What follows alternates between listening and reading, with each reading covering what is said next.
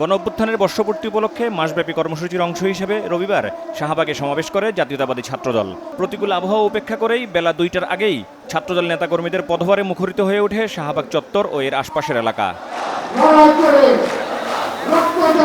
BNP মহাসচিব মির্জা ফখরুল ইসলাম আলমগীর সহ কেন্দ্রীয় নেতারা যখন মঞ্চে আসেন তখন পুরো শাহবাগ এলাকা লোকে লোকারণ্য।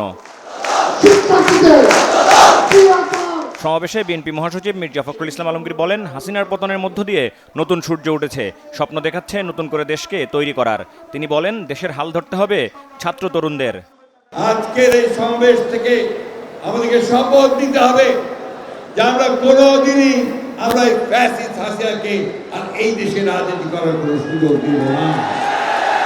শপথ নিতে হবে যে আমরা কারো কাছে কোনো মাথা নত করব না।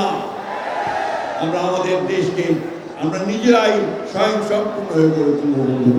গোটা বাংলাদেশের মানুষ অপেক্ষা করে আছে যে ফেব্রুয়ারি মাসে নির্বাচন হবে।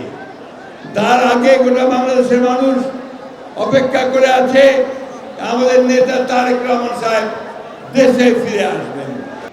সমাবেশে সাবেক ছাত্রদল ও বিএনপি নেতারা বলেন, ছাত্র জনতার গণঅভ্যুত্থান কারো একার কৃতিত্ব নয়, এর কৃতিত্ব সবার। জুলাই বলে দিয়েছে এই বাংলাদেশে ছাত্রলীগের মতো হেলমেট বাহিনী রাজনীতি থাকতে পারে না। নির্বাচনের নামে যে তালবাহানা করা হচ্ছে, বিভিন্ন দফা দাবি তুলে নির্বাচনকে ব্যাহত করার ষড়যন্ত্র করা হচ্ছে। সহায় সম্পত্তি চায় না।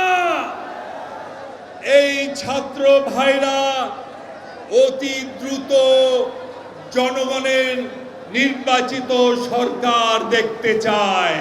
২৪-এর ঐতিহাসিক গণঅভ্যুত্থানে অংশগ্রহণকারী ছাত্র জনতার প্রত্যাশা পূরণে ৯ দফা প্রতিশ্রুতি দেন ছাত্রদল সভাপতি।